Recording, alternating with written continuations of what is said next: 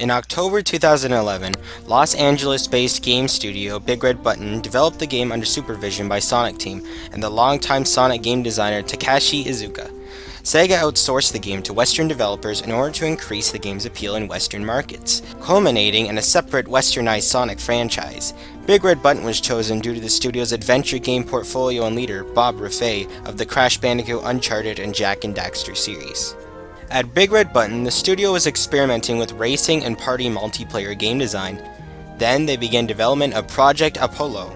They wanted to make the game take place in a reimagined universe for Sonic, not being officially canon. The tentative title of the game was Sonic Origins.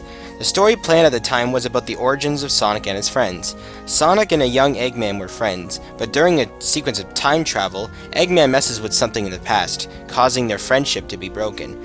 Sonic would be threatened by Eggman and would end up falling into a strange ancient world. Sonic would free the ancient evil Lyric from his tomb, who at the time was planned to be an owl rather than a snake, and he was frozen to stone for 1,000 years.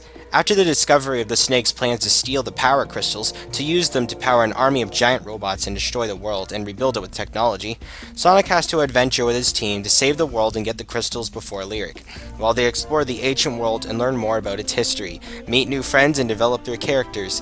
And the Ancients were very important in this story because they were related to the origin of Sonic. Styx the Badger originally had a bigger role in the game's plot, with a more serious design and personality. It is also worth noting that the dialogue would also be serious talk, with the characters swearing. Since the game was to take place in a reimagined universe for Sonic, various character designs were made. For example, Sonic had fingerless gloves and blue and peach arms, Tails had pants, Knuckles had a peach chest and was taller, and Amy had a pink scarf. Their goal was to redesign the characters for the Western audience, giving them clothing to emphasize their personalities. For example, Tails wears goggles because he's the team's vehicle pilot, and Knuckles was buff to emphasize his strength. The game had an approach of 80% exploration and 20% speed. They wanted to make a kind of Jak and Daxter with Sonic, reminiscent of Bob Raffay's work at Naughty Dog. The game was a 3D/2D 4-player co-op adventure, with Sonic, Tails, Knuckles, and Amy being the playable characters, each switchable anytime and each having their own special abilities to platform the areas with. Being a co-op platformer, players would go collecting, puzzle solving, exploring the wild, ancient-like, wide-open environments, swimming, climbing, and using the environment in various ways to learn and discover the ancient history of the location. And stages included various interesting platforming mechanics involving the ancient world's unique technology. It was also planned that Eggman was a playable character on certain occasions. The game featured a combat system fighting off various robots, with each character having a different style of combat so the players could choose which character suits them. With the ring banking system, there were various unlockable combos and upgradable features to each character. After defeat, robots would drop certain power-ups and weapons that could be used by the player. The speed aspect of the game involved roads and tracks. Players would race each other, dodging some obstacles, while the game focuses on the detailed environment around in the background. Various gadgets could be unlocked by finding special lock switches that make the characters float as it grants them the ability to use it. Two of the ideas completed were the Enter Beam and the DRC Vision. The Enter Beam allowed players to grab objects and enemies like a lasso and throw them, as well as swing off of things and ride zip wires. The game also allowed the Enter Beam to be used on characters, chaining them together for various puzzles, like bungee dropping them to hit wall switches, using Sonic to jet ski across the water, and slingshotting them into objects that require a kick. The Enter Beam was inspired by the ring chain from Knuckles Chaotix. DRC Vision was the ability to see hidden trails that lead to breakable doors and collectibles to find, and find hidden platforms to maneuver around the areas to find new areas. More gadgets were planned to be unlocked. The game also had a focus of vehicles, with a controllable plane, boat, and submarine to use in the levels and hubs, each having different weapons and such. One of the game's biggest focuses was teamwork. They would have different objectives to do at the same time, splitting up or working together, switching, and finding different ways to fight enemies. There was also various action sequences each level had, involving heavy teamwork or battles, button inputs for big scenes, mini-games, intense boss fights, etc. Various mechanics were also meant to be featured, like time traveling, water skiing, pushing your teammates to go faster on roads, and challenge areas that involve collecting special types of ancient gems. In the game's wide-open hub worlds, there were meant to be various NPC villages to talk to and side quests to complete, along with mini-games and objects to interact with before the players head off to the next destination. Chao were also meant to return with a brand new design, although the original plans for them were unknown. One of the focuses of the game was to create an organic and more realistic nature-ish world for Sonic, with hand-painted textures for a cartoon style. The development team called this style familiar but new. They wanted to mix a cartoon style with a realistic style, focusing on large areas and impressive scenery, with various classic Sonic styles in the environments, with detail and movement in the nature aspect, a day and night cycle, as well as realistic physics. And the characters would have more realistic eyes and fuzz, with fluid motion blur, expressive cartoony movements with the face, and having the body with the occasional wiggly movements and visual gags as CGI movies with cartoons usually do. The game also incorporated a different music style and different sound effects from the usual Sonic game sounds.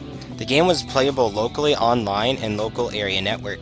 The game was planned to be released for unspecified next-gen hardware to what Big Red Button would presume to be consoles like PlayStation 4 or Xbox One.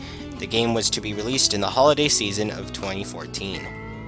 Due to requirements from Sega Japan, the staff worked for 2 years on a vertical slice demo, a demo that showcased the gameplay gimmicks so that the staff could work on them and show their ideas to Sega. When the game was presented to Sega and Sonic Team, they asked for several changes. They asked to scrap the character's origin story, as Sega wanted to tell Sonic's origin story themselves someday. The game had a new name, Sonic Synergy, as one of the game's focuses was teamwork. It was asked that the game needed less exploration and a bigger focus on speed to make the game more true to the source material. So to put bigger focus, the roads had less focus on scenery and more focus on obstacles, and the areas of levels had to be cut and replaced with roads. They also had to change Team Sonic's ability to swim, and completely remove it, so the characters would die upon contact with water, like in the main video game series. Eggman was no longer playable, as due to the origin story removed, Eggman felt unnecessary to be playable to the team. Some of the characters' combat styles were also requested to be altered. Several designs for Team Sonic were discarded due to them being far too different from their legacy designs, and they wanted the model style to be more like the legacy design, so they made them more similar to their counterparts. Several NPCs also had to be radically changed when they violated Sonic Team's guidelines. Cliff, for example, was originally an inventor, but Iizuka said that only Tails and Eggman could be inventors. The character swearing was also something that was disliked and had to be scrapped. The game's sound effects were also asked to be altered to mainly more of the original Sonic sound style. The game was a difficult game to develop for the team, as there were too many ideas put in without fleshing or plan, which started to make Bob Raffay a little fearful of the project's future. In late 2012, Sega showed the vertical slice demo to Nintendo and included Sonic Synergy as part of their exclusivity deal. Sega initially asked Big Red Button for a 3DS port, but Sanzaru Games took over that task. The Wii U port began around mid-2013.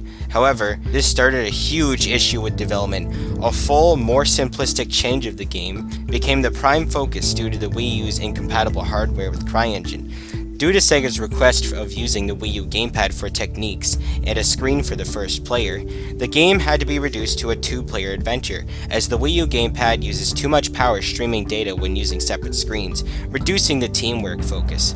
The graphics also had to be largely reduced in detail and size, removing a lot of NPCs and making the stages more linear. Thus, most of the levels needed a full change in design. The physics system CryEngine used was way too difficult to be properly ported to the Wii U, so a much simpler physics system had to be used, and many mechanics had to be ported to it. Due to struggle with the physics being ported within the game's release time, much had to be scrapped. Chao were cut, the combat system was simplified to only have a single combo for both first and secondary attacks, and the upgrades for them were changed to little side effects.